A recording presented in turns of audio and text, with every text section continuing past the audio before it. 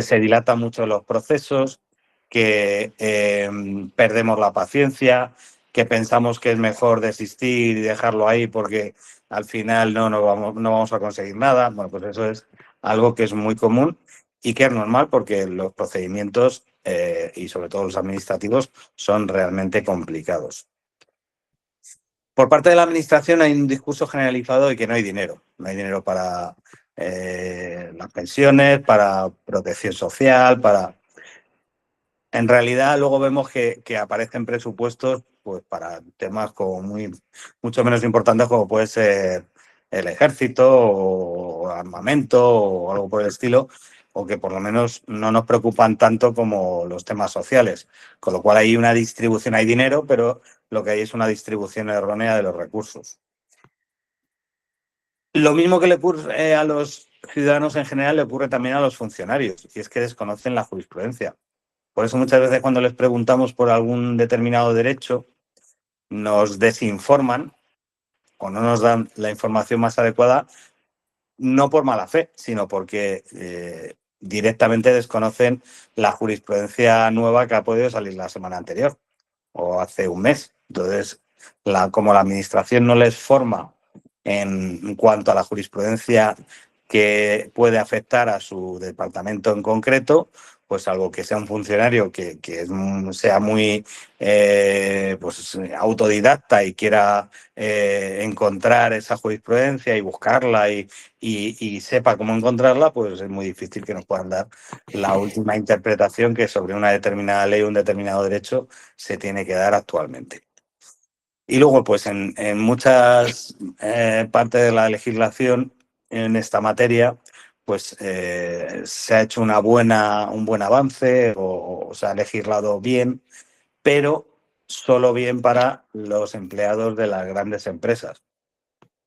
El problema es que la mayor parte de los empleados o de los ciudadanos de este país trabajan en una empresa o trabajamos en una empresa pequeña, mediana o somos autónomos, con lo cual al final la aplicación es deficitaria. Por ejemplo, en la materia de adaptación del puesto de trabajo, que es un claro ejemplo de esta legislación buena, pero de difícil aplicación. En los medios existe lo que nosotros denominamos infoxicación. ¿Qué es eso? Pues existe una cantidad muy grande de información disponible, pero que puede ser muy tóxica para nuestros intereses. ¿Por qué? Pues porque puede ser una información o bien que está sesgada, manipulada, o bien que está incompleta, o que directamente es errónea.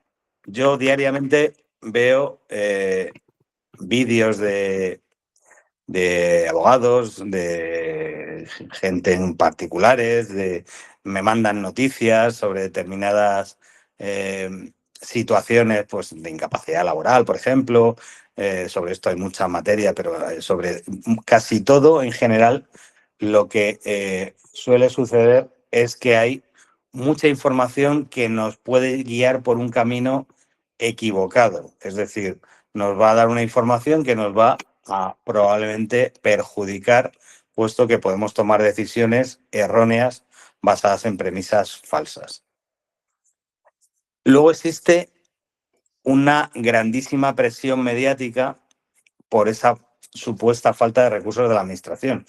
¿Y qué es lo que ocurre con este tema? Que cala en todos los segmentos de la sociedad, incluidos los funcionarios y, por supuesto, los funcionarios de justicia, los jueces. ¿Qué es lo que ocurre? Que a veces, cuando no tienen muy claro si concedemos un determinado derecho, con esta presión mediática a la que todos estamos sometidos, inclinan la balanza hacia el no, pues porque de forma inconsciente es algo natural. Es decir, si continuamente nos están machacando con que no hay dinero, no hay dinero, no hay dinero, pues inconscientemente, sin hacerlo adrede, cuando no lo tienen muy claro, inclinan la balanza hacia el no. ¿Vale? En los abogados, pues lo que ocurre es algo que no ocurre yo creo que en ninguna profesión. Y es que hay una falta de asesoramiento especializado muy profunda. Siempre pongo el mismo ejemplo. Si tenemos un cáncer, no vamos a que nos trate ni el médico de cabecera, ni el traumatólogo. Vamos a que nos trate el oncólogo, ¿no? Bueno, pues los abogados, para llevar un caso de incapacidad permanente, acudimos al abogado que nos ha llevado el divorcio o al abogado de la empresa el que nos lleva los temas fiscales o a mi primo, que es abogado generalista y lleva de todo un poco. Bueno, pues, ¿qué es lo que ocurre con eso? Que se pierden muchos detalles. Y esos detalles, estos pequeños detalles, son muchas veces la diferencia entre obtener o no el derecho que pretendemos. Y luego hay otra práctica muy habitual en la profesión, que es cobrar por adelantado. Antes de darnos casi los buenos días, pues nos pide una provisión de fondos o nos cobran la consulta o lo que sea, sin ningún tipo de garantía de éxito de que vayamos a conseguir lo que pretendemos, ¿no? Con lo cual muchas veces nos quedamos como estamos y no seguimos adelante. Con lo cual, importante que sepamos que las dos grandes barreras que tenemos los ciudadanos a la hora de obtener nuestros derechos son, por un lado, la falta de información, o al menos especializada, porque hay mucha información disponible en todos los medios, como hemos visto antes, pero mucha es información que nos puede perjudicar. Y luego, pues, el que cuando queremos acudir a un especialista en la materia, pues nos cobran por adelantado y sin garantía de que vayan a obtener lo que pretendemos. Como sabéis, con el acuerdo que tenemos firmado con vosotros, pues estas dos barreras las hemos suprimido. La incapacidad laboral permanente. Me habéis pedido que hablemos en concreto de este tema. Vamos a hablar de los temas principales, porque obviamente es una materia en la que podríamos estar horas hablando, y después, cuando acabemos, pues me hacéis las consultas que consideréis y tratamos de resolverlas sobre la marcha. Lo primero es, para distinguirlo de la discapacidad, porque se suele confundir mucho, es atender a lo que mide. ¿Qué mide la incapacidad laboral permanente? Lo que mide es cómo afectan las secuelas y limitaciones de nuestras patologías en nuestra capacidad laboral, simple y llanamente, ¿vale? La discapacidad mide todo, cómo afectan esas mismas secuelas y limitaciones en todos los aspectos de nuestra vida, mientras que en la incapacidad laboral solo en nuestra vida laboral, en nuestro trabajo. Atendiendo a eso, a cómo afectan, hay 4 grados: la parcial, la total, la absoluta y la gran invalidez.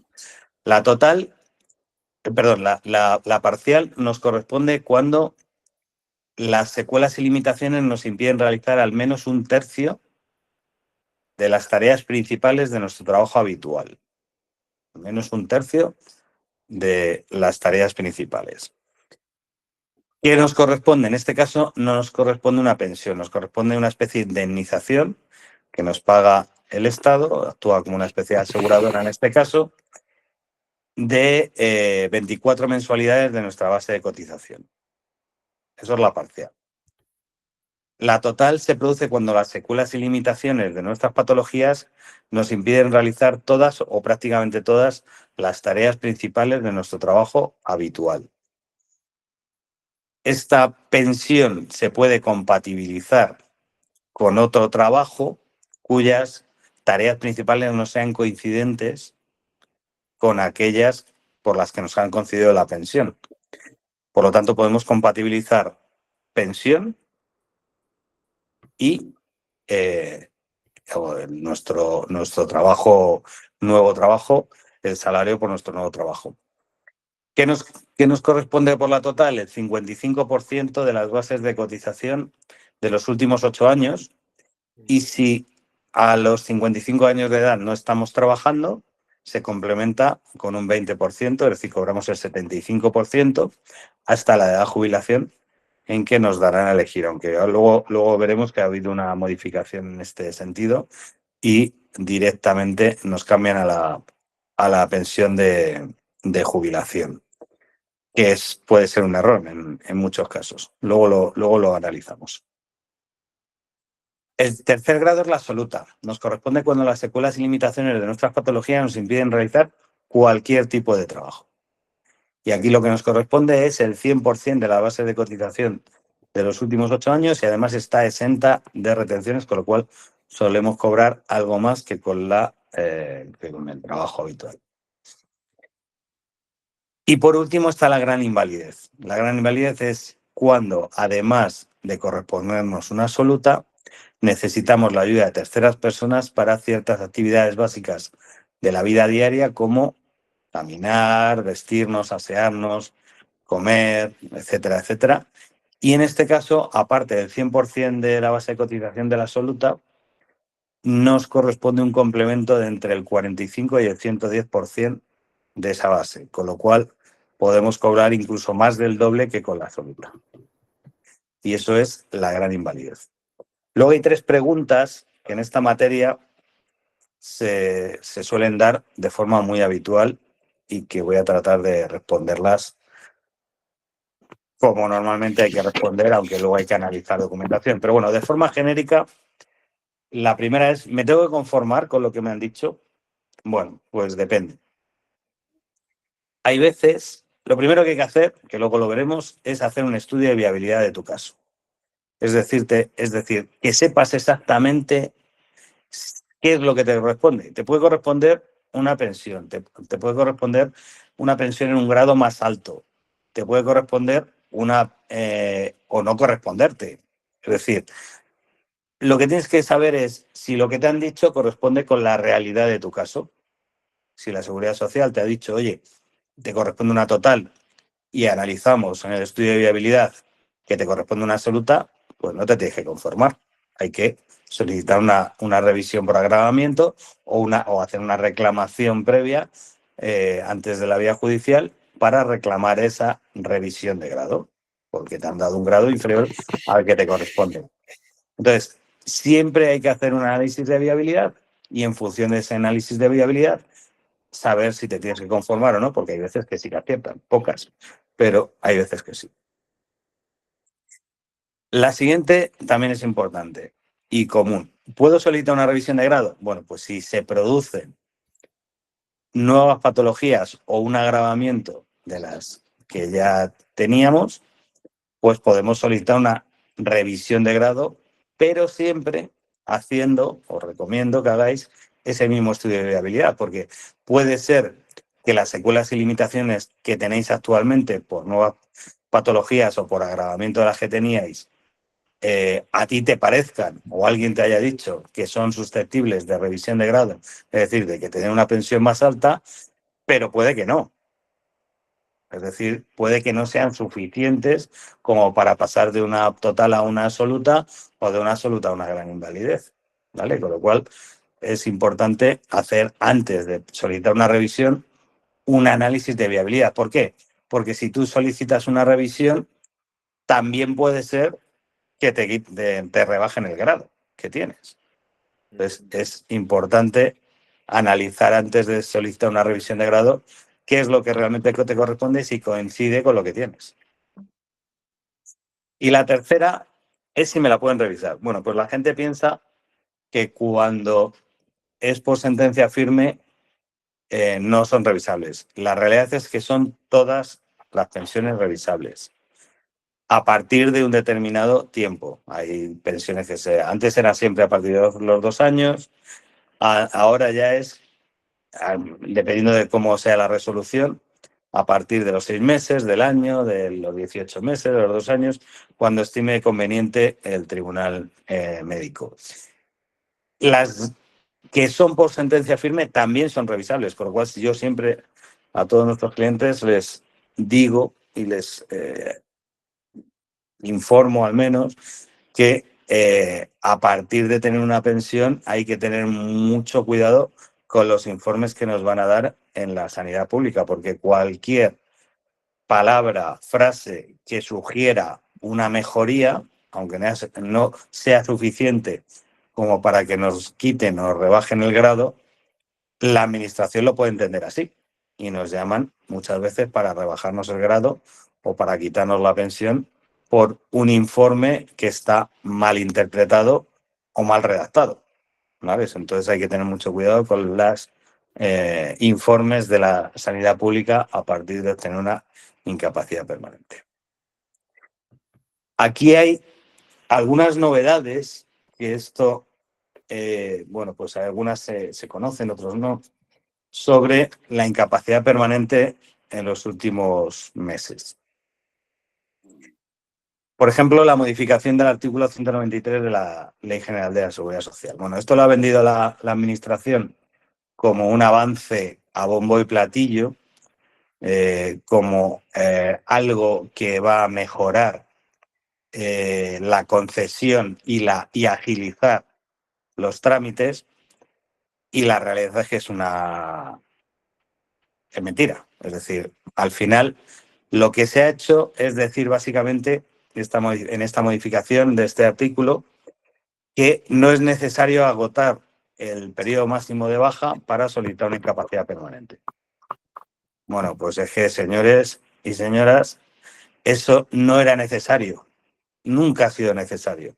No estaba redactado, pero nunca ha sido necesario. De hecho, se puede solicitar una incapacidad permanente estando de alta, es decir, trabajando. No hace falta ni siquiera estar de baja para solicitar una incapacidad permanente. Lo que han dicho es una obviedad que se llevaba a la práctica diariamente, pero que sí que es cierto que hay mucha gente que pensaba que era obligatorio pasar el periodo máximo de 18 meses de baja para solicitar la incapacidad permanente. Era una leyenda urbana que además, digamos que lo favorecía la administración cuando le consultabas, porque te decían, tú espérate al finalizar la incapacidad, la temporal, para que te propongan para incapacidad permanente. Bueno, pues eso es un error muy común que se suele cometer, pues porque desconocemos, como decíamos antes al principio de la presentación, decía, desconocemos los procedimientos. Pues efectivamente, este procedimiento es algo que realmente no era necesario, agotar el periodo máximo de baja, pero que se ha hecho una modificación del artículo para hacerlo expreso. Y muchos abogados, e incluso la propia administración, lo ha vendido como una mejora sustancial en cuanto a la posibilidad de que nos concedan más pensiones por incapacidad permanente y que se agilicen los trámites. Pues ni lo uno ni lo otro. Ni se conceden más pensiones, ni se han agilizado los trámites. Más bien todo lo contrario, en ambos casos. Y esos son datos objetivos, no es que lo esté diciendo yo porque me quiera meter con la administración. Estoy hablando de datos objetivos de lo que ocurre en nuestro día a día, y es que cada vez hay más tiempos de espera para la vía administrativa, y cada vez los juzgados están más colapsados, por lo cual al final tenemos más problemas de tiempos a la hora de obtener nuestras pensiones por incapacidad permanente. Se ha modificado la extinción también de la relación laboral por la obtención de una incapacidad permanente. Aquí hay dos cosas que tenéis que saber. Bueno, esto no sé si lo sabíais, pero antes en el Estatuto de Trabajadores, en el momento en que nos concedían una incapacidad permanente, se extinguía la relación laboral, ¿vale? Actualmente se ha legislado, como os decía ahí, en esta ley de este año, por la cual ya no es directamente obligatorio que haya una extinción de la relación laboral, sino que la empresa está obligada a adaptar el puesto de trabajo a la capacidad laboral residual del empleado, pero tenemos que saber dos cosas o varias cosas. La primera, lo tiene que pedir expresamente el empleado en un periodo corto de 10 días desde que obtiene la resolución, ¿vale? La empresa tiene 3 meses para buscar esas alternativas de adaptación del puesto de trabajo y contestar si puede o no hacerlo, ¿vale? Y luego hay una serie de condicionantes también por las que puede económicamente las empresas pequeñas, las pymes, digamos, desvincularse de la adaptación por materia económica, ¿vale? Entonces, esto por un lado. Por otro lado, la ley está mal hecha, mal redactada, porque habla de incapacidad permanente total o absoluta. Realmente, esto se contradice con otra cosa, que con una sentencia del Supremo que hace prácticamente incompatible la absoluta y la gran invalidez con cualquier empleo. Con lo cual, si es incompatible una absoluta con cualquier empleo que no sea residual, esta ley se tendría que haber hecho única y exclusivamente para las totales, no para las totales y las absolutas. No sé si me estoy explicando, pero no puedes estar hablando de que la empresa, aunque te dé una absoluta, te tiene que adaptar el puesto de trabajo si luego es una trampa. No sé si me estáis entendiendo. Es decir, si la empresa te adapta el puesto de trabajo habiendo obtenido una absoluta y sigues trabajando, lo siguiente que va a ocurrir por la sentencia del Supremo es que te van a llamar a revisión para dejar tu absoluta en stand-by y te vas a quedar sin pensión mientras estés trabajando. O como mínimo te la van a rebajar de grado a la total, ¿vale? Entonces, ojo con esta ley que es un poquito engañosa y única y exclusivamente se debería aplicar en las totales, ¿vale? Una pregunta. Si la empresa no tiene posibilidad de darte un trabajo adaptado al que no hacías, ¿lo resuelve con un dinero? ¿Está estipulado el dinero? No. Si no tiene posibilidades de adaptación, ahí va, dependiendo del tipo de empresa, hay que ver si es una gran empresa o una pyme. Si es una gran empresa, lo tiene más complicado. Si es una pyme, hay unas tablas, o sea, por ejemplo, que el coste de la adaptación no supere 6 meses de salario o el coste máximo de la indemnización por despido. Entonces, en esos casos, la empresa no está obligada a hacer esa adaptación, ¿vale? Entonces, si no está obligada a hacer esa adaptación por ley, no te tiene que indemnizar. Ahora bien, si está obligada a hacer la adaptación y te dice que no, tú puedes primero solicitar conciliación laboral con esa empresa y si no hay conciliación en ese caso, pues lo siguiente sería una demanda, ¿vale?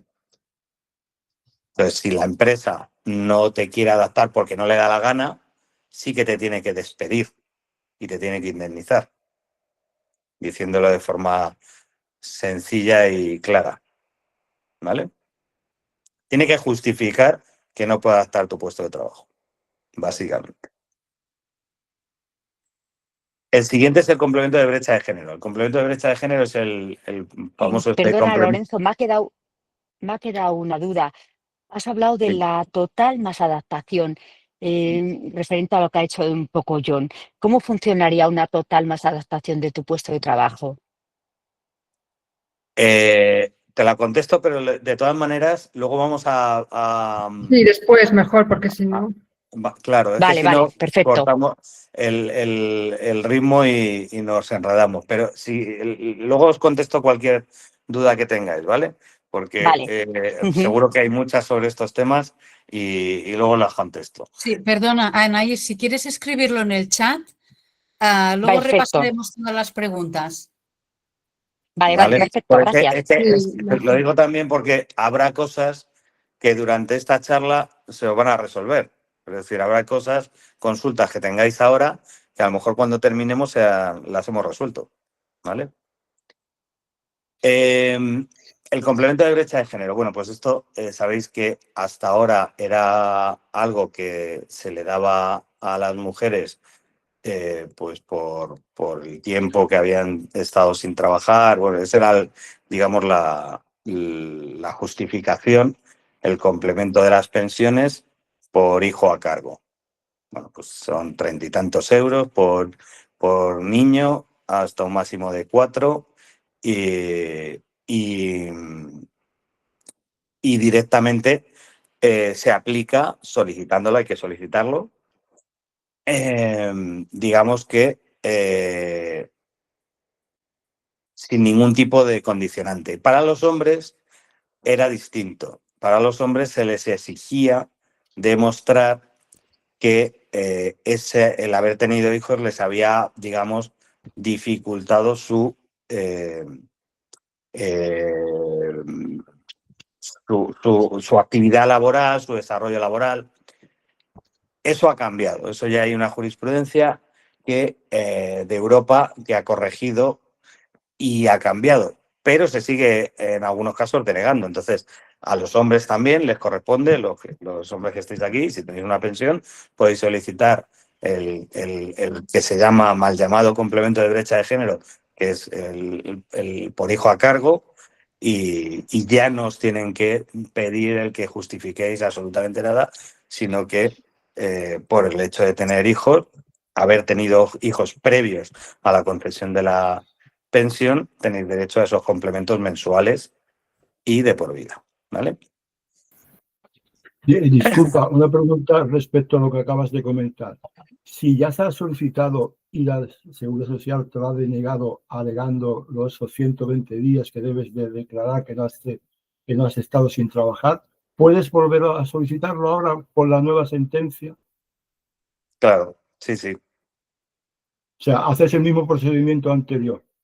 Bueno, depende de la resolución como esté, a lo mejor se puede seguir La de esa. resolución fue eso de que de acuerdo con que no demostraba los 120 días, pues que no me correspondía. Podía Bueno, alegar, pero lógicamente pues en la alegación no podía tener nada, dado que la sentencia europea no había salido. claro, pues habrá que hacer una reclamación previa, o no sé en qué estado estaba, y hay que ver qué resolución te han enviado para ver si hacemos una nueva solicitud o una reclamación sobre la que te han enviado. Está bien. Vale, gracias. Nada. Luego, la transformación de la total en pensión de jubilación a la edad de jubilación.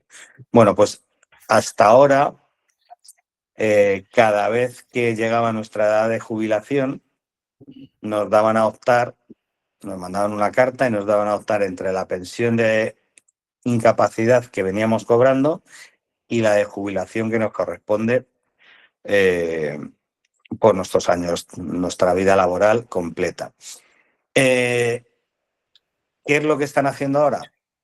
En el caso de la total, directamente te la cambian por la de jubilación.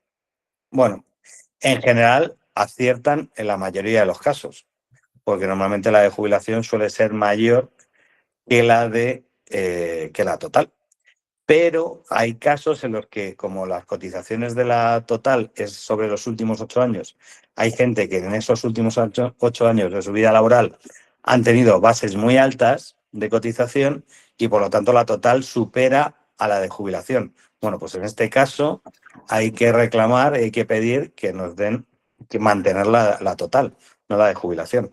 Es decir, lo que han vendido como una mejora, porque ya no tenemos que hacer el trámite de confirmar qué pensión queremos, que es fácil, es de cajón, pues nos vamos a quedar con la más alta, pues ahora directamente las totales las convierten en pensiones de jubilación. Pero como os digo, hay casos, aunque son reducidos, pero puede ser alguno de vosotros, que hayáis cotizado más en los últimos años de vuestra previos a la incapacidad permanente y que por lo tanto sea superior la pensión de incapacidad permanente en grado total que la de jubilación, ¿vale? Y se puede reclamar y se debe reclamar. Luego, se está produciendo un incumplimiento ya prácticamente, ya es casi lo normal, del plazo máximo de 135 días hábiles para resolver la vía administrativa de las solicitudes de incapacidad permanente. Antes era la excepción, o sea, casi siempre se cumplía el plazo de son unos 6 meses. Y bueno, pues esto viene a corroborar lo que os decía antes, que lo que antes parecía la modificación, que iba a agilizar plazos, etcétera, etcétera, lo que realmente ha hecho es generar no sé si un colapso o si lo hacen adrede. En principio parece ser que es un tema de colapso de la administración y ya los plazos se están pues normalmente pasando a 8, 9, 10 meses, hasta un año, para resolver la vía administrativa. ¿Qué es lo que ocurre? Pues que no está previsto ningún tipo de sanción para la administración por incumplimiento. Entonces, bueno, pues lo que nos dicen es, lo siento mucho, esto es lo que hay y nos toca lo de siempre, esperar meter escritos de impulso procesal, en todo caso, para agilizarlo, para que pasen nuestro expediente de abajo de la pila arriba y punto. Eso es lo máximo que podemos hacer. Y luego que sepáis que se están produciendo un incremento de las revisiones de grado. Algo que, bueno, pues al final el objetivo es reducir el coste del importe anual de las pensiones y están revisando muchísimo más que hace unos años y rebajando y quitando pensiones. Nosotros hemos multiplicado muchísimo las acciones para reclamar, porque nos llegan muchísimos casos, cada vez más, de gente a los que les revisan, y cada vez que te llaman para revisar no es para subirte el grado, es para rebajártelo o quitártelo, ¿vale? ¿Cómo solicitar nuestra incapacidad laboral permanente? Bueno, pues lo principal, como os decía al principio, es hacer un estudio de viabilidad, ¿vale? Porque a veces leemos, nos cuentan, escuchamos podcast, no sé qué, lo que sea, sobre estos temas, y hay muchísima cantidad de información, como os decía antes, que nos va a perjudicar, porque hay una cantidad inmensa de gente hablando sobre estos temas con poca autoridad. Entonces, al final, lo que hacen es darnos información, pues ya os digo, pues o incompleta o manipulada o errónea directamente. Y bueno, pues eso al final os puede perjudicar. Pero lo primero es hacer un estudio de viabilidad para que sepáis si realmente os corresponde y en qué grado. Y ahí ya, a partir de ahí, tomar la decisión de si la solicitáis o no la solicitáis. A partir de ahí, el siguiente paso, a partir de que hemos determinado que es viable, pues lo más importante, y esto normalmente los abogados no lo dicen porque tampoco creen mucho en ello, pues no les gusta, es hacer bien la vía extrajudicial o administrativa. Es el fundamento de nuestro procedimiento de incapacidad permanente. A los abogados lo que les gusta es la parte jurídica, la parte judicial, cuando hay que preparar las demandas, como mucho a partir de la reclamación previa, pero sobre todo la parte jurídica, por así decirlo. Lo que pasa es que esto, como en cualquier procedimiento, incluso en los penales, pues esto sería como la fase de instrucción. Es decir, el momento de la vía administrativa es cuando tenemos que acumular todas las pruebas que nos beneficien, quitando las que nos perjudiquen. Tened en cuenta que la mayor parte de los informes que tenéis o que tenemos tienen palabras o frases que nos van a perjudicar. Y además son a esas palabras y esas frases a las que se va a acoger la Seguridad Social para denegar. Ni más ni más menos. Entonces, tenedlo en cuenta, porque no podemos presentar todo el taco de informes que tenemos, porque entre todo ese taco de informes seguro que hay informes que nos perjudican. No porque lo haya hecho el médico a mala fe, sino porque los médicos ponen palabras y frases para su seguimiento clínico, no para obtener una incapacidad permanente. Entonces, al final hay cosas que a ellos les viene muy bien, pero que a nosotros nos perjudica a nivel jurídico, ¿vale? Y es a lo que se va a agarrar la Seguridad Social. Y ya no solamente los informes, las respuestas que vamos a dar en el tribunal médico nos pueden condenar. Y el tribunal médico, pues es algo que todo el mundo sabemos que no es nada el otro jueves, pero que, porque al final es un médico que sabe menos que nosotros de nuestra propia enfermedad, pero que nos puede hacer una serie de preguntas en las que, si no respondemos de la forma adecuada, nos puede perjudicar mucho, va a dejar rastro que va a llegar hasta la vía judicial. Entonces, la vía extrajudicial o administrativa es fundamental para que nuestro procedimiento, aunque nos lo denieguen, tenga buena viabilidad en la fase judicial. ¿Y por qué digo aunque nos lo denieguen? Pues porque la Seguridad Social está aplicando un filtro muy perverso que consiste en que ya me reclamará aquel que lo necesite. Se deniegan más del 90% de las solicitudes de incapacidad permanente. Y más del 70% no llega a la vía judicial, con lo cual hay muchísima gente que, aun mereciéndose una incapacidad permanente o por desconocimiento o porque no tiene recursos, no reclaman la vía judicial.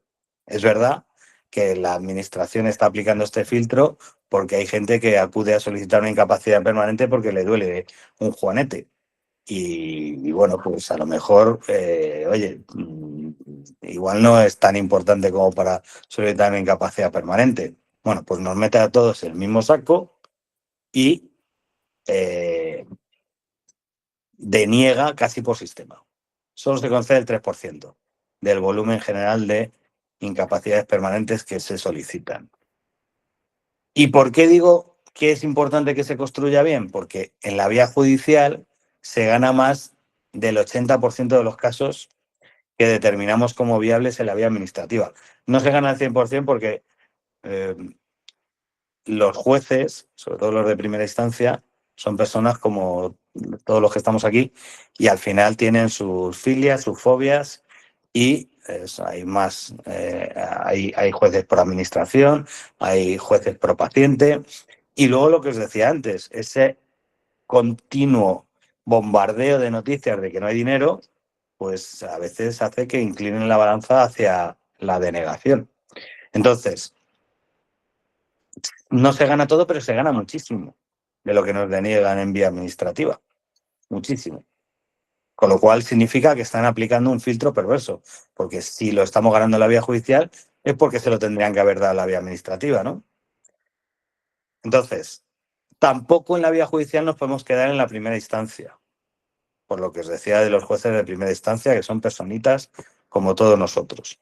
Entonces se pueden equivocar y ya hay un Tribunal Superior de Justicia, un Supremo, un Constitucional que les puede enmendar la plana.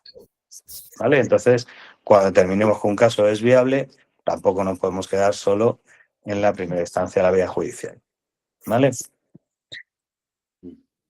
Yo no sé si necesitáis que os cuente, porque tengo aquí metido la presentación, quiénes somos así brevemente o no hace falta y nos metemos directamente en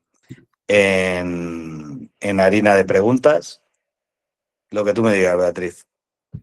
Dilo, sí. Sí, Bueno, pues explícalos. brevemente os digo quiénes somos y en qué consiste nuestro acuerdo.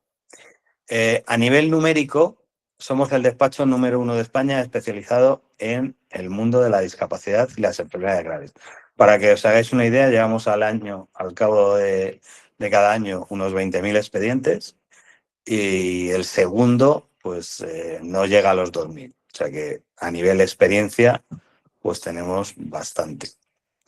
Y luego solo cobramos y ganamos, lo cual quitamos esa barrera que a veces es psicológica y otras veces no tanto, de acudir a la vía judicial, por ejemplo, porque me piden una provisión de fondos para actuar, ¿no? Trabajamos para más de 1.200 asociaciones como la vuestra, unas más grandes, otras más pequeñas, hay de todo un poco y desde hace ya muchos años, con lo cual, pues, algo bien debemos estar haciendo. El acuerdo es muy sencillo, pivota en estos tres puntos. Lo primero, hacemos un estudio de viabilidad gratuito para que sepáis si tenéis derecho o no a lo que pretendéis. Lo segundo es que solo cobramos si ganamos. Eliminamos la barrera económica inicial. Y la tercera es que si ganamos vais a pagar menos que un particular que acuda a nosotros por el hecho de pertenecer a vuestra asociación. ¿Vale? Y por último, Fidelitis es la cabecera del grupo, el despacho más grande y más antiguo, pero luego tenemos otros 4 despachos, cada uno especializado en una materia, que están también dentro del acuerdo. Es decir, os podemos atender con las mismas, esas mismas condiciones en cualquier aspecto civil, en reclamatodo, pues una reclamación una aseguradora, una reclamación bancaria, de accesibilidad, un accidente en la vía pública, cualquier tema civil lo podemos llevar a través de reclamatodo. Cualquier tema penal en presunto inocente, si tenéis un delito de odio, una agresión, unas amenazas, un fraude, una estafa, pues lo podemos llevar por presunto inocente. Derechos de trabajo es el despacho laboral puro. Aquí es donde llevamos todos los temas de despidos, indemnizaciones, adaptación del puesto de trabajo, reclamaciones de cantidades, bla, bla, bla, bla. En las mismas condiciones que las incapacidades. Todo, En sí, todo. Sí, todo, sí. El presidente de todo este grupo de despachos soy yo.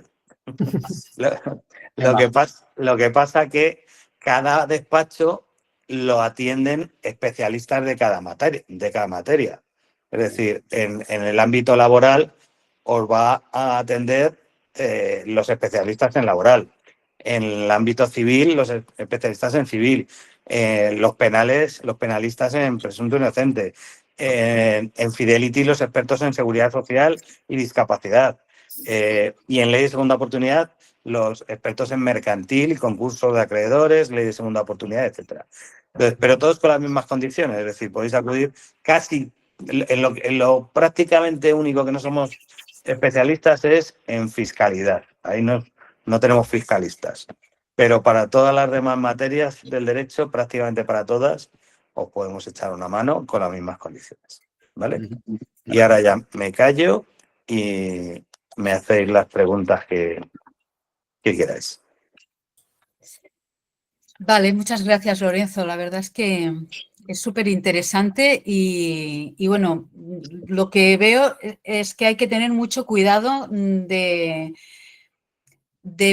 conocer bien cuáles son tus derechos, qué es lo que te toca y saber dónde tienes que ir para que te asesoren, ¿no? Entonces, bueno, muy, muy interesante. Bueno, hay varias preguntas ya desde el principio. Antes de que empezaras ya había alguna pregunta. Hay una pregunta, a ver, de Juan, que nos dice que tiene insuficiencia renal crónica, estadio 5 con filtrado de 12, lleva de baja desde marzo, no ha empezado diálisis y pregunta en qué momento consideráis que sería más adecuado solicitar la incapacidad permanente. Pues mira, esto es buena pregunta porque esto es muy común. O sea, lo que os decía antes de la modificación del artículo 193 de la Ley General de la Seguridad Social dice que ya no hay que agotar los 18 meses de baja. Nunca ha sido necesario. La realidad es que se puede solicitar una incapacidad permanente en el momento en que las secuelas y limitaciones se prevea o que no se van a resolver, es decir, que no van a ser reversibles durante el periodo máximo de baja, durante esos 18 meses, o no lo vayan a ser a medio plazo. Es decir, si las lesiones, las secuelas y limitaciones que padecemos o no van a ser reversibles o no van a serlo en máximo 18 meses, podemos solicitar ya una incapacidad permanente. Y eso se ve en los informes. En los informes directamente tú sabes si vas a recuperar la capacidad laboral o no. Y te lo puede decir también tu especialista. Vale, él mismo también pregunta si crees que presentar la solicitud antes de iniciar la diálisis le podría perjudicar o es mejor esperar a que esté en diálisis. Bueno, aquí hay que valorar varias cosas. Vamos a ver, si está de baja y lo que le van a dar de inicio es una total, pues con la diálisis seguramente le van a dar la absoluta y por lo tanto se podrá pedir en todo caso una revisión. Pero no es malo que pueda ir cobrando la total, si es que le dan la total en lugar de la absoluta. Entonces también nosotros siempre establecemos un diálogo con nuestros clientes para saber su situación, porque hay gente que económicamente le puede salir mejor una cosa u otra. Entonces hay que valorar la situación personal de cada uno, también no solamente a nivel económico, sino a nivel personal, qué es lo que le apetece, si quiere esperar, si no quiere, si se está ya con ansiedad por todo este proceso. Es decir, hay muchos valores que influyen o que pueden influir y por eso nosotros podemos dar un consejo en función de la documentación que vayamos a leer, pero también interviene la decisión de cada uno, ¿no? Pero una Vale. pregunta, por favor, una cosita. En diálisis no te dan ahora la absoluta inmediatamente, de primeras. No. En diálisis lo normal es que sí. Por eso te decía que si no estás que si no estás en diálisis, lo que puede pasar es que te den la total, mientras tanto. Sí, no, claro.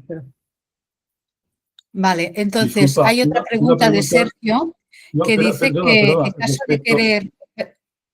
Perdón, No, perdona, es con respecto a lo que acaba de decir Lorenzo. Te voy a hacer una consulta de cara a lo que has dicho. El mero hecho de estar en diálisis dices que da pie a presentar una invalidez. No, Pero no, si al no mismo es la tiempo- diálisis, no es la diálisis. Lo que pasa es que el cuadro clínico que presentas cuando estás en diálisis suele ser Sí. compatible con una absoluta. Pero no es. Hay algo De que es acuerdo. muy importante que sepáis, porque esto también va a resolver muchas dudas que tenéis. La legislación española es de secuelas y limitaciones, no es de diagnósticos. Entonces, lo que le puede pasar al compañero de la asociación en cuanto a resultado de resolución, aunque sea muy parecido a lo que tenemos nosotros o prácticamente idéntico, puede que no sea exactamente lo mismo que te corresponde. Entonces, no hay una equivalencia, por eso digo, diagnóstico no es correspondencia con el tipo de incapacidad que te tienen que dar. Que estés dializado no significa que te tengan que dar una absoluta. Esa imagino que era la consulta, ¿no? No, la consulta es la siguiente. Si está haciendo diálisis y en el informe esto que te ponen los médicos dice que también estás dentro para hacer un trasplante, ¿aconsejarías también a llevar a proceso esa invalidez, a solicitar esa invalidez? Perdón, es que se entrecorta tu... Sí, vale, perdona, es que también tengo problemas de micro. En el caso de estar haciendo diálisis, Sí, pero también los informes médicos dice que estás, digamos, en la lista de espera para un Sí. trasplante. Claro. sí. Con lo cual, quiere decir que eso a la hora de solicitar esa invalidez, esa posible Incapacidad, di incapacidad, no digas invalidez, invalidez. Di incapacidad, la no incapacidad invalidez. que sea, no es igual que sea total, absoluta, la que sea. Pero eso te daría pie a que en el tribunal médico te dijeran que no, puesto que las secuelas teóricamente tienden a desaparecer, ¿no? No, primero porque ¿No? no hay un Vale. periodo que puedan confirmar con exactitud cuándo te van a trasplantar. O sea, la lista de espera de trasplantado puede que te salga rápido o no. Y eso lo sabéis mejor que yo. Entonces, no pueden garantizar eso. ¿Que lo puedan alegar? Sí, pero eso se puede contrarrestar, se puede reclamar, ya sea en la vía administrativa o la judicial. Lo importante es el cuadro clínico, es decir, el que tú estés pendiente de trasplante no puede ser obstáculo para que te denieguen o te rebajen el grado. Lo que sí Vale. que pasa, Vale, gracias. lo que sí que pasa es que a los trasplantados les suelen rebajar o quitar la pensión, Sí. sí, ¿vale? Y eso a veces también se puede reclamar. Y sabéis que hemos ganado alguna sentencia ya en el TSJ de Madrid que nos da la razón en cuanto a que las secuelas de la inmunoterapia, de los inmunosupresores y demás, son incluso, pues no igual de graves, pero tan importantes como el propio diálisis, la propia diálisis, por lo cual hemos conseguido ya sentencias en este sentido que nos ayudan a recuperar muchas veces las absolutas. Yo creo, Lorenzo, que eso es lo que me pasa a mí. Yo soy Virginia, encantada. Porque yo estoy recién trasplantada y he tenido cantidad. Ahora estoy saliendo de una infección del trasplante, del injerto, y he tenido gripes y de todo un poco. Además, tengo mal el hígado y tengo cirrosis biliar primaria y tengo EPOC.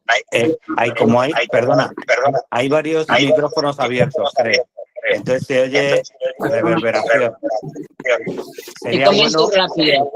Sería bueno que solo estuviese abierto quien vaya a hablar. Claro, te comento rápido. Yo soy recién trasplantada, hace 1 año y medio.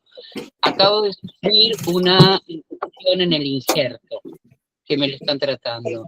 Y además tengo cirrosis biliar primaria, EPOC y COVID persistente, y algunas otras cositas más. Entonces, en ese caso hay posibilidad. Además, me cuesta mucho y tengo un agotamiento crónico, entonces hay una persona que me viene a ayudar en casa. Estas cosas cuentan al momento de pedir de hacerle la solicitud. Sí, claro, todo suma. Bien. Todas las patologías, la suma de patologías, de hecho,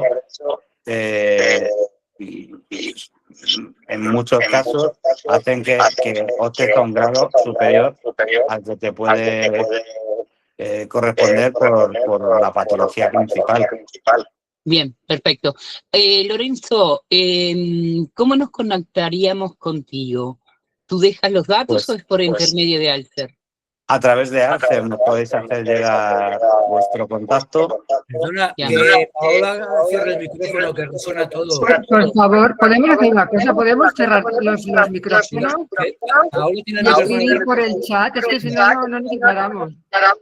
Gracias, Lorenzo.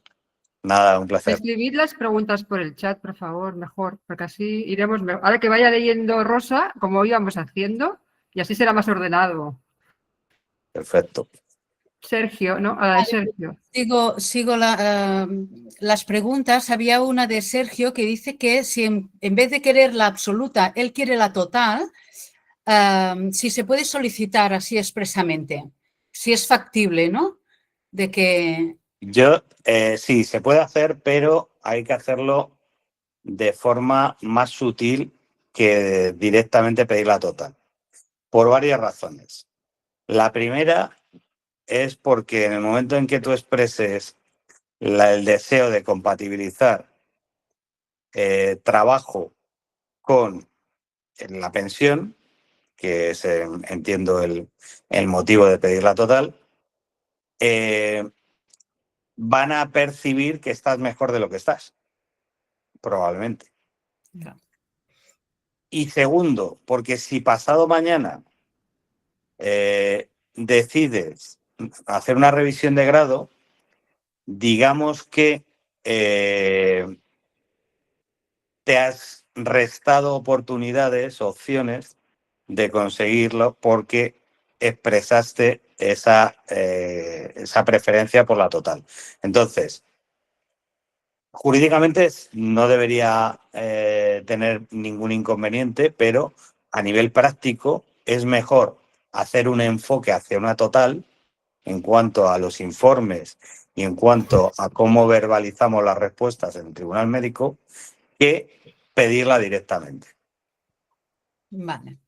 Incluso se nos ha dado el caso de gente a la que le hemos conseguido una total, una absoluta, incluso una gran invalidez. Conseguimos a una cliente cuando era todavía compatible con el trabajo, la absoluta y demás, y les hemos conseguido rebaja de grado solicitándola por escrito, pero con esa salvaguarda de, oye, quiero hacer este trabajo adaptado, rebájame la pensión y si en un futuro no puedo seguir trabajando, pues te pediré que me devuelvas el grado que me habías concedido.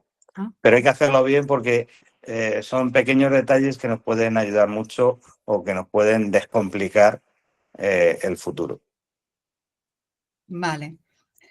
Perfecto. Luego tengo otra que dice, paciente trasplantado renal con pluripatologías, ¿de qué sirve una sentencia del TSJ favorable a una y total que ratifica una sentencia del Tribunal Social si en una carta certificada posterior a la sentencia dicen que acatan esta sentencia pero solicitan una revisión de mi estado de salud?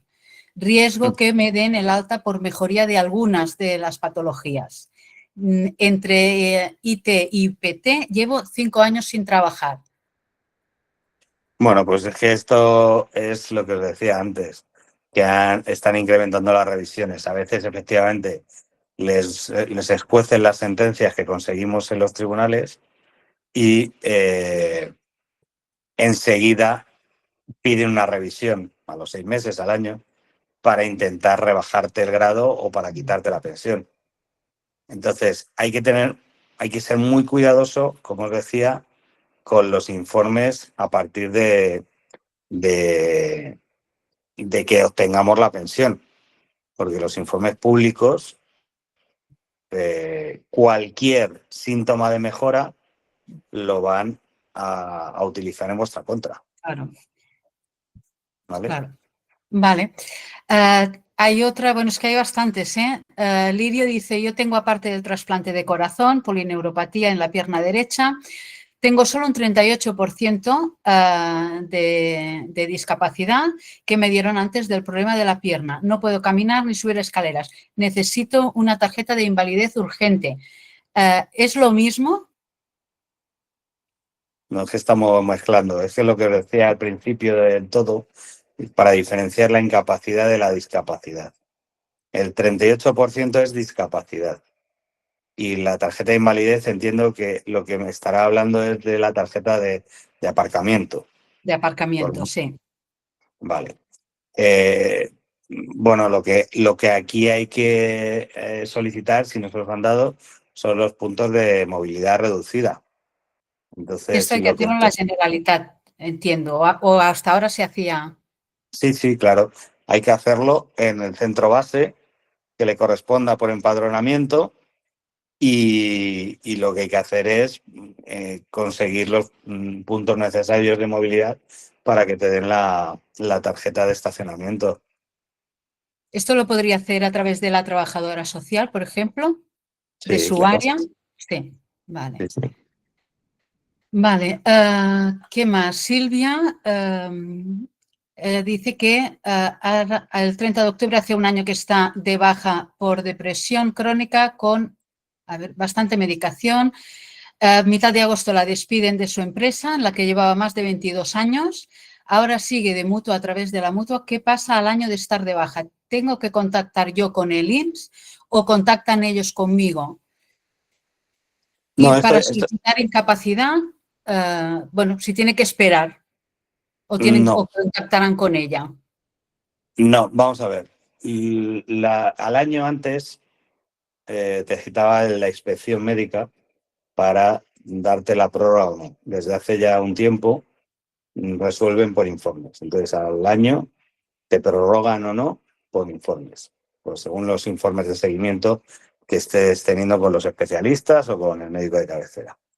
La incapacidad permanente, como decía antes, se puede solicitar en el momento en que detectemos por los informes que no vas a recuperar tu capacidad laboral plena en el periodo máximo de 18 meses desde que empezaste con la incapacidad permanente, con la incapacidad temporal, o incluso si estás de alta, si estás trabajando, hay gente que no se puede permitir estar de baja pues porque no le complementan por convenio el salario o porque tiene una parte importante en variables por propinas o por incentivos o lo que sea y necesita todo el dinero para alimentar a su familia y por lo tanto no se puede dar digamos, el privilegio, que no debería serlo, pero de estar de baja. Y esto le pasa mucho a los autónomos, ¿no? Dicho esto, en el momento en que por informes y según lo que nos cuentes, se prevea que no vas a recuperar la capacidad laboral en 18 meses, si ya llevas un año en 6, pues se puede instar la solicitud de incapacidad permanente desde ya. No hace falta esperar. Vale, perfecto. Tenemos otra de Óscar que dice que tiene una sordera súbita a causa de vértigos, está ingresada con tratamiento, inyecciones, cámara hiperbárica, le han detectado síndrome de Meniere, le afecta el equilibrio. Está así desde marzo, no ha mejorado nada, no puede estar en sitios con ruidos porque le condiciona su vida personal y la pregunta es, ¿esta situación tendría derecho a una incapacidad? Pues con Menier es muy probable. Conseguimos muchísimas absolutas con Menier. O sea que hay que ver los informes. Como os decía antes, el diagnóstico no vale de nada o de poco. Te puede servir como referencia. Es decir, un enfermo renal, pues es un enfermo renal que tiene un diagnóstico de enfermedad renal. Pero hay enfermos renales que están fenomenal y enfermos renales que están fatal. Entonces, lo que hay que ver es el diagnóstico. Menier pasa lo mismo. Pues puede que tus vértigos pues, te impidan realizar cualquier tipo de actividad laboral o a lo mejor solamente la actividad laboral que venías desarrollando hasta ahora, una total. Pero con Menier es posible que sea una absoluta. Hay que ver cómo están redactados esos informes, qué ocurre en tu día a día y en base a eso te diremos lo que te corresponde y lo que hay que pelear. Muy bien. Eva nos preguntaba quién hacía el análisis de viabilidad, pero bueno, eso ya nos lo has dicho que vosotros lo hacéis. Bárbara, a ver, nos dice, lleva 11 meses de baja por insuficiencia renal terminal, ha estado 5 meses en hemodiálisis, tras una intervención ha estado con diálisis en domicilio hasta el 2 de julio que la trasplantaron. Trabaja por cuenta ajena en 2 trabajos como fisioterapeuta y como docente. Actualmente dice que puede trabajar como docente en la universidad, pero mi trabajo como fisiodomiciliario me resulta imposible. ¿Tengo que esperar a pasar por el CAM para intentar una total por uno de los 2 trabajos? Claro. De que se puede hacer en cualquier momento. Hay que hacer, o sea, la solicitud de incapacidad permanente la puede realizar en cualquier momento para cualquiera de las actividades. Es decir, si la que le requiere mayor esfuerzo físico, que es la de fisio, no la puede desarrollar, es para la que tiene que solicitar la total. ¿Vale? Entonces no podrá seguir desarrollando esa actividad, pero la de docente, que es un trabajo liviano, pues podrá desarrollarla y por lo tanto la podrán ser compatibles la pensión por incapacidad permanente en grado total con el salario como docente. Vale. Anaís, que nos hacía antes la pregunta que cómo funciona una total y una adaptación del puesto de trabajo en una gran empresa. Bueno, pues en una gran empresa si te refieres al artículo anterior en el que no se resuelven por IP o solamente a la adaptación en concreto, es decir, si es cuando te la conceden, funciona, lo que es el trámite es el mismo, es decir, el empleado cuando le dan una resolución o tiene una sentencia firme, por la que le conceden una incapacidad permanente en grado de total, puede en el plazo de 10 días solicitar la adaptación del puesto de trabajo y la empresa tiene 3 meses para contestar. Hasta ahí todo es igual, tanto para gran empresa como para pyme, ¿vale? La diferencia es que las grandes empresas no tienen esos límites económicos que tienen las pymes en cuanto a que no pueden alegar que no pueden adaptar el puesto de trabajo por esos límites económicos que os he comentado antes, el importe del despido, el importe del salario del trabajador, y tiene que argumentar mucho mejor que no puede realizar la adaptación. Y además, si tenemos obtenida el grado de discapacidad, todavía se lo va a tener que trabajar más, porque nos da una sobreprotección adicional al trabajador. Es decir, el empresario de una gran empresa, si nos despide, resuelve el contrato en este caso por incapacidad permanente, alegando que no puede adaptar el puesto de trabajo y además tenemos discapacidad, tiene un problema porque puede estar vulnerando derechos fundamentales de las personas con discapacidad. Entonces, si trabajas en una gran empresa, tienes muchas más posibilidades de que te adapten el puesto de trabajo que si trabajas en una pequeña empresa o una mediana. Vale, hay otra que dice, si tienes una absoluta y no se cotiza, ¿cómo afecta al futuro de la jubilación? Bueno, hay un par de así para la jubilación, otra que dice que cuando llegas a la edad de jubilación, si estás cobrando una permanente total por, o sea, un 75%, pasas a cobrar el 100% No. en el Lo momento que, de la jubilación. lo que cobras es el 100% o lo que te corresponda de tu pensión de jubilación. Lo que tienes que valorar es lo que os decía antes, si la pensión de jubilación es superior o no a lo que estás cobrando del 75% de la total, porque en la mayoría de los casos es así, pero hay otros en los que no.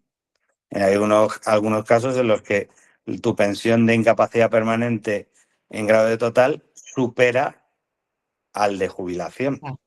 Entonces, lo que tienes que analizar es qué voy a cobrar de jubilación, qué estoy cobrando por mi total. Y lo que sea más alto es lo que tengo que escoger. Valorarlo. Vale. Y en el tema de la absoluta, que no se cotiza, ¿cómo afecta en el futuro para la jubilación? Pues igual, tu jubilación te mandarán una carta en la que te dicen, mira, tu pensión de jubilación que te corresponde por los años cotizados es de, me lo invento, 1.000 euros. Tú estás cobrando una pensión de incapacidad permanente absoluta de valor 1.200. Me quedo con la absoluta. Puedes escoger. Estoy cobrando 900. Me quedo con la de jubilación. No, Vale. pues debes escoger la más alta siempre, claro. Siempre, claro. Sí, por defecto te deberían dar la más alta, pero hay veces que se equivocan y te ponen la más baja y entonces tienes que reclamarla. Vale, entonces esto nos contesta la siguiente pregunta que dice cómo se puede calcular qué es más conveniente, si la pensión de incapacidad o la de jubilación. Es porque ellos mismos te mandan El cálculo, claro. estos dos importes con el cálculo y vale. La de incapacidad ya la estás cobrando, que es, la vas a cobrar con sus revalorizaciones anuales hasta tu muerte, ¿vale? Y esa ya lo sabes, lo que cobras. Y la de jubilación te van a mandar un cálculo, que normalmente está bien, pero hay veces que también se equivocan. Te lo puede calcular alguien. Entonces, si la de incapacidad es superior, pues te quedas con esa. Vale. A ver, hay otra, dice, ¿qué me aconsejas a una persona que reúne todos los requisitos pero duda si escoger entre una invalidez total, una jubilación anticipada por minusvalía mayor o igual del 65%? De cara a compatibilizar con un trabajo, en los casos citados, ¿qué recomiendas? Y en el caso de querer recuperar un plan de pensiones, si existen beneficios que hagan que se nos desgrave menos de cara a Hacienda, tanto si has obtenido una invalidez total o una jubilación anticipada por minusvalía del 65%. ¿Qué es mejor de cara a qué? ¿A que cobres más o de cara a qué? Supongo que sí, que será a que cobres más, no lo especifica, pero... Es que hay que hacer el cálculo de las dos. Es decir, la jubilación anticipada por coeficientes reductores, por una discapacidad igual o superior al 65%, te va a corresponder X. Por la incapacidad permanente en grado de total, te va a corresponder Y. Lo que sea mayor es lo que más te interesa. Claro. Pero hay que calcular los dos. Vale. Si te dan la absoluta y tu empresa te reubica porque la ley les obliga, ¿te la quitan? Bueno, es lo que contabas antes, ¿no? Una absoluta para una reubicación es como absurdo, ¿no? Una absoluta es una trampa. Es una trampa para chinos. O sea, la ley lo han hecho para que siga cotizando el empleado, pagando la empresa y no pagar el Estado. Entonces, una absoluta adaptada significa que te la van a congelar mientras sigas trabajando y, por lo tanto, como mucho te la rebajarán a total y podrás compatibilizarla con el salario. Pero desde luego en lo que no vas a poder compatibilizar es la absoluta y el puesto adaptado. Vale. ¿Qué pasa con la pensión por incapacidad laboral absoluta cuando se llega a la edad de jubilación? Vea que esta también ya la hemos respondido, ¿no? Nos pregunta si se puede optar por mantenerla dado que está exenta de tributación. Vale, esta pregunta ya estaba Eva nos pregunta, ¿los informes médicos de la sanidad privada tienen el mismo peso que los de la sanidad pública? En la vía administrativa no, salvo algunas patologías como por ejemplo las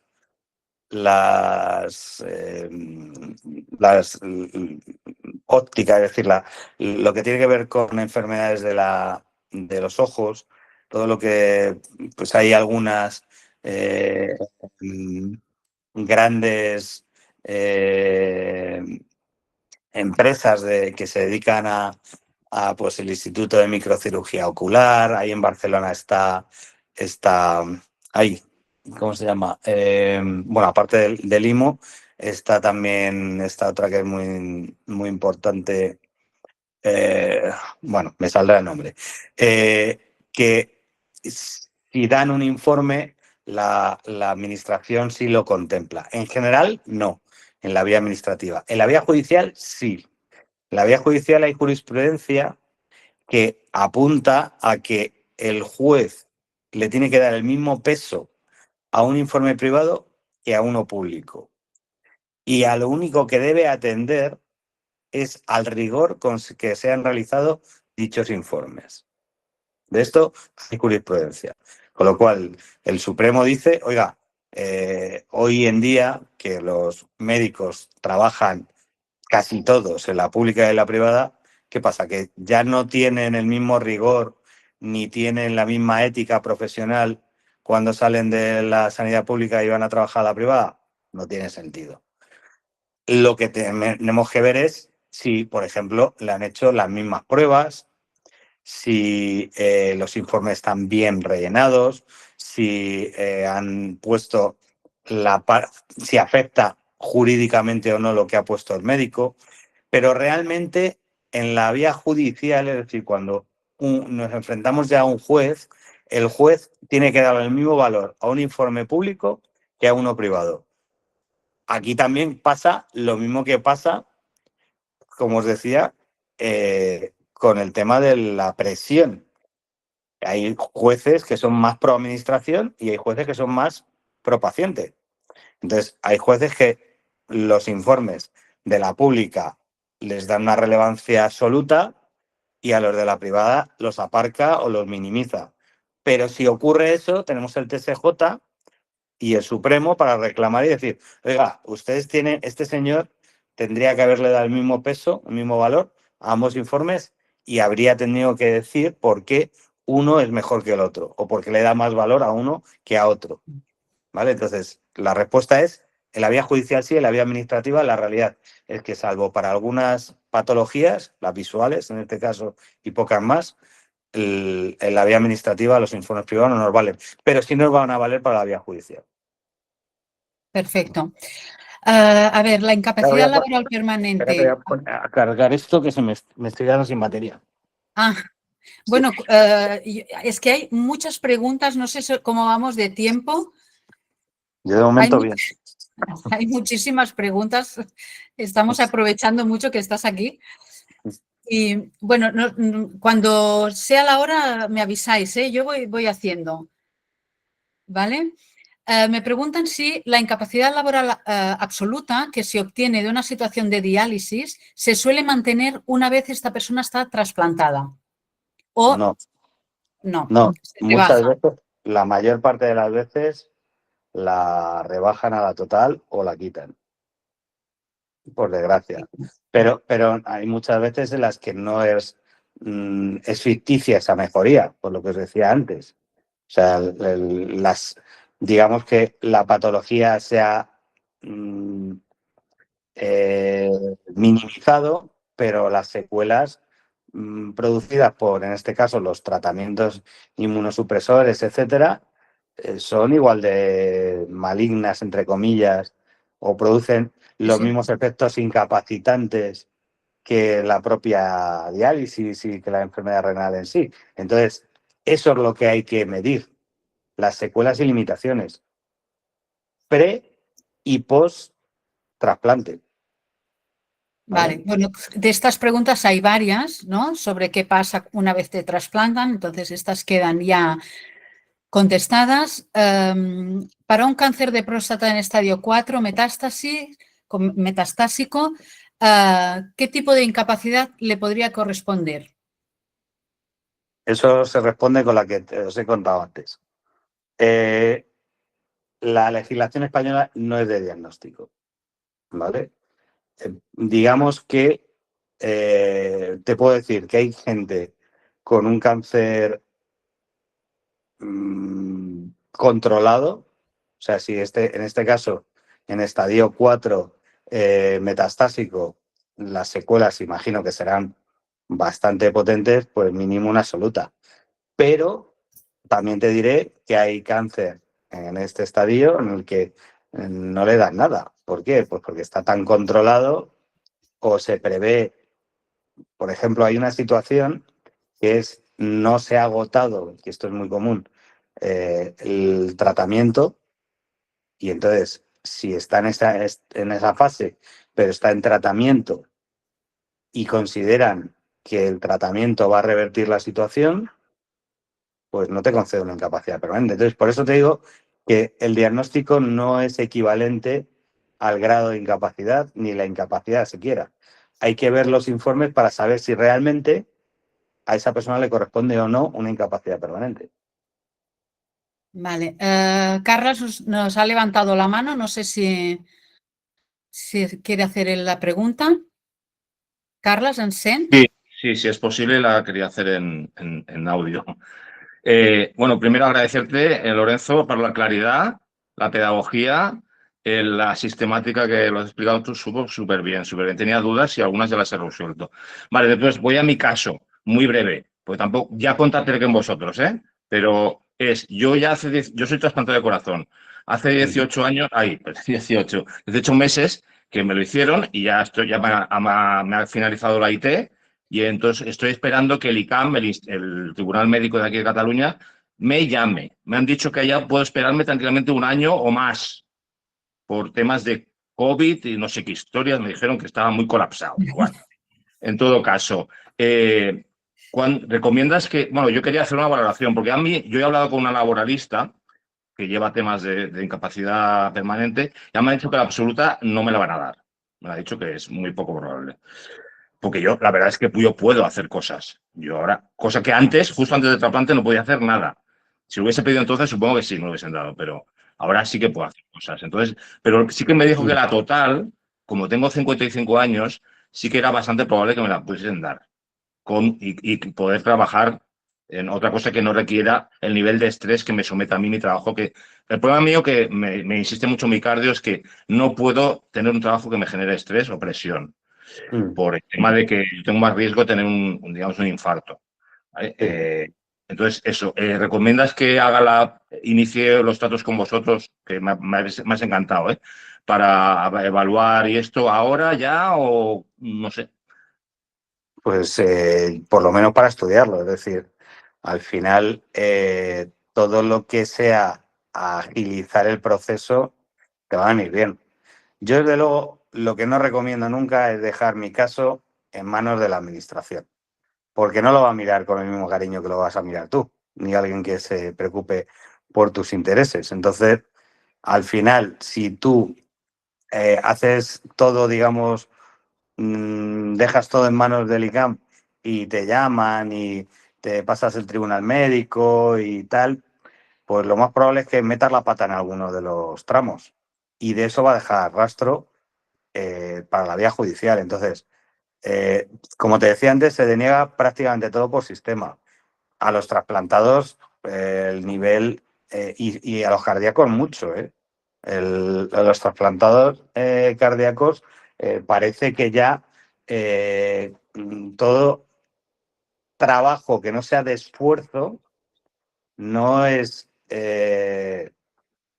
susceptible de una incapacidad permanente. Y te lo digo no solamente por experiencia laboral, sino también por algún amigo que le han trasplantado y que realmente tenía estrés y las hemos pasado canutas para conseguirle la total. O sea, que realmente es muy complicado el que te la den en la administración a la primera.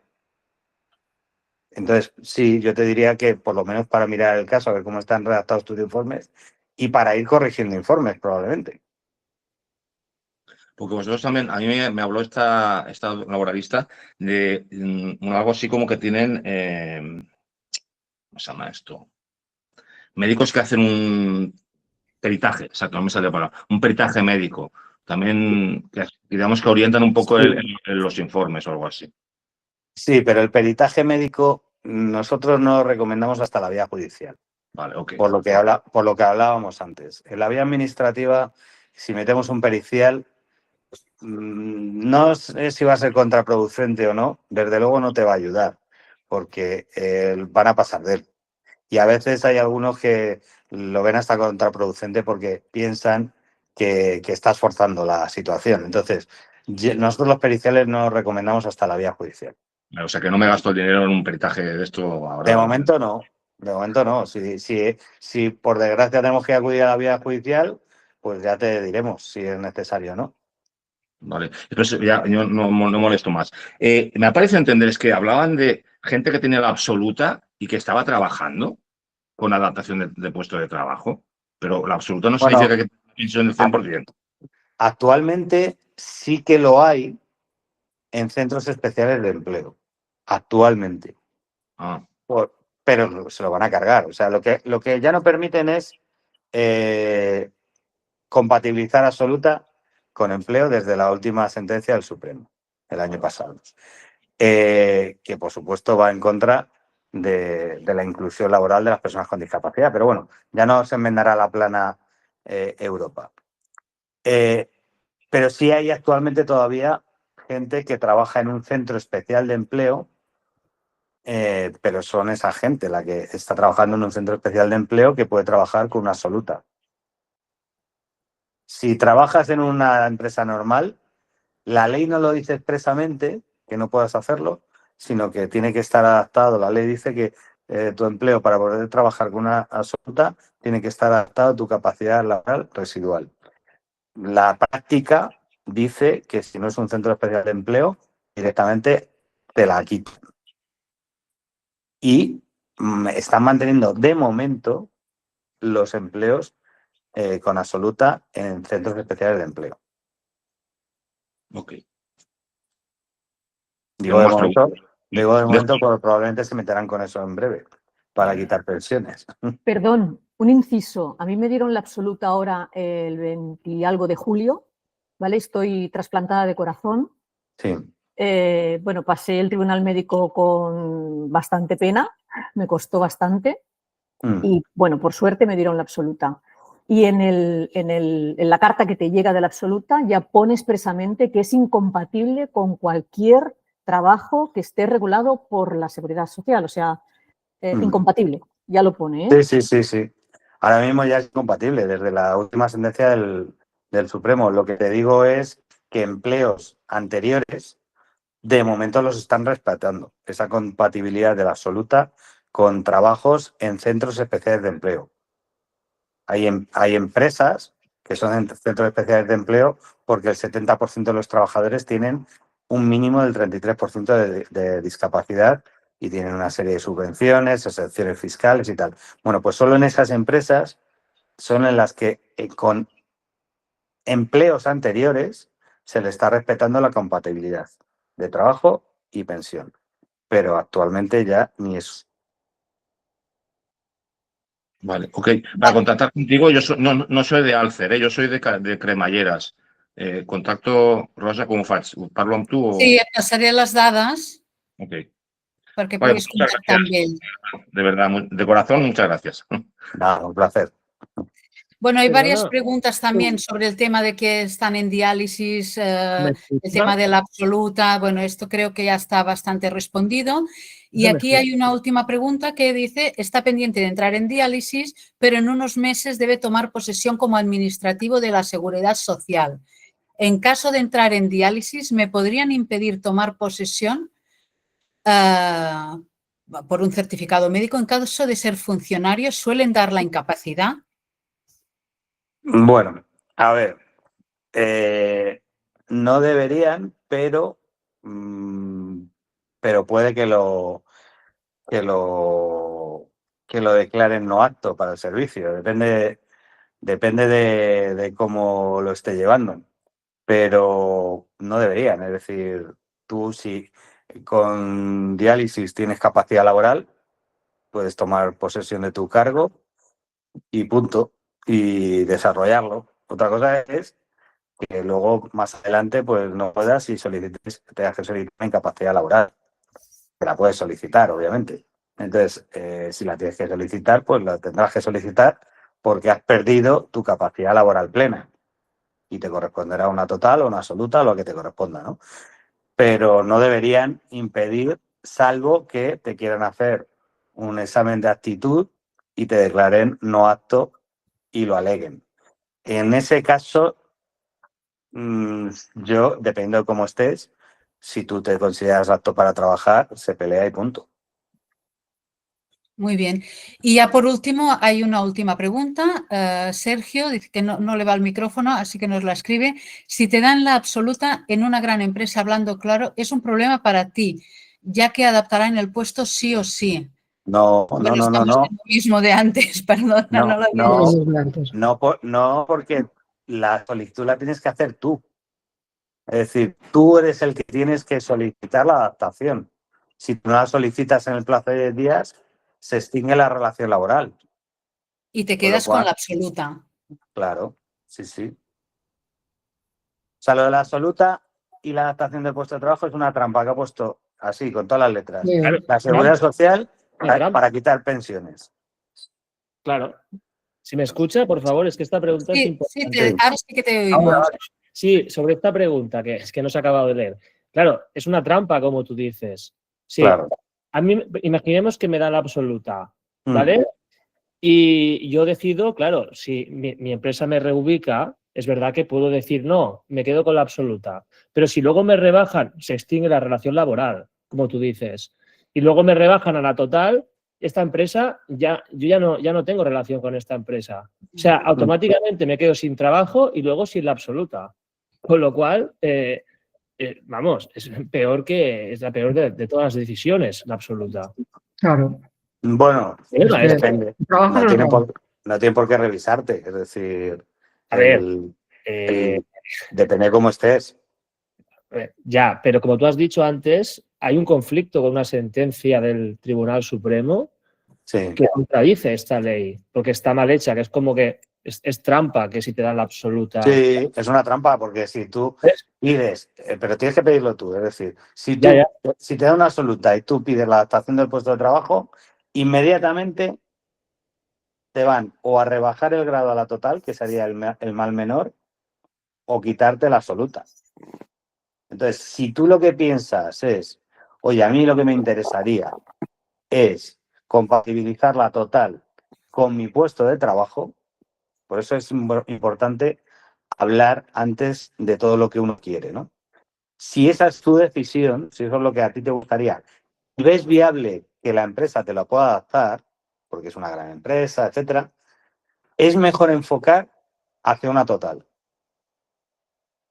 ¿Vale? Claro, por supuesto, pero en el caso de que tú enfoques hacia una total, te pueden dar la absoluta porque dicen, bueno, ya te la revisaremos. Sí, pero en este caso también se pueden hacer cosas, como por ejemplo solicitar que te rebajen a la total. ¿Y esto es viable o...? Sí. La Seguridad Social está encantada de pagarte menos. Pero tienes que hacerlo bien para guardártelas en la manga de que pasado mañana estés peor y quieras recuperar tu absoluta. Claro. Entiendo. Muchas gracias. Ya te digo yo que si enfocas hacia la total, es muy raro que te den la absoluta. Ya, pero bueno, nunca se sabe y más vale curarse en salud, nunca mejor dicho. Porque como tú dices, es que es una trampa esto de la absoluta. Si tienes idea de trabajar en un futuro porque pueda haber mejoría o, porque quieres compatibilizar con un trabajo X, compatible, evidentemente, con la pensión, trampa que te den la absoluta. Porque se extiende tu relación laboral. O sea, bueno. Sí. Gracias, Nada. Pues nada. Bueno, pues nada, aquí hay mensajes de agradecimiento. Muchas gracias, Lorenzo, porque has aclarado muchísimas cosas. Si estuviéramos hasta mañana, seguramente no pararíamos. O sea que eres un filón, de verdad. Y bueno, también nos dicen si, ahora pasaremos los datos, si acaso, o desde Alcer. Fidelitis también está en redes sociales, está en Instagram, está en TikTok, creo que os he visto, ¿puede ser? Sí. En Facebook, sí. Entonces, allí podéis encontrar los datos para los que pertenecéis a Alcer y para los que no, pues bueno, podéis poneros en contacto con ellos directamente. De todas maneras, pasaremos todos los datos. Esta sesión se ha grabado, intentaremos pasarla, no sé cómo se hace, pero intentaremos buscar la manera de pasarla a todos los asistentes por correo electrónico para que podáis tenerla y de momento pues nada más. Muchas gracias por todo. Un placer. Sí, muchas gracias, Lorenzo, porque nos has aclarado muchas dudas y ha sido muy, muy interesante. Muy interesante. Como has visto, hay mucha confusión. Sí. Muy complicado, muy complicado. Es que lo complican mucho precisamente para intentar ahorrarse un euro. Claro. Sí, no, está claro. Pues muchas gracias. Muy bien, pues muchas gracias a todos. Y gracias por los asistentes también. Y el resto. Muchísimas gracias. Nada, a vosotros. Un placer y hasta la próxima. Hasta la próxima. Muy Chao, bien. hasta la próxima. Chao. Adiós a todos. Adiós. Chao, gracias. Chao. Adiós a todos. Chao.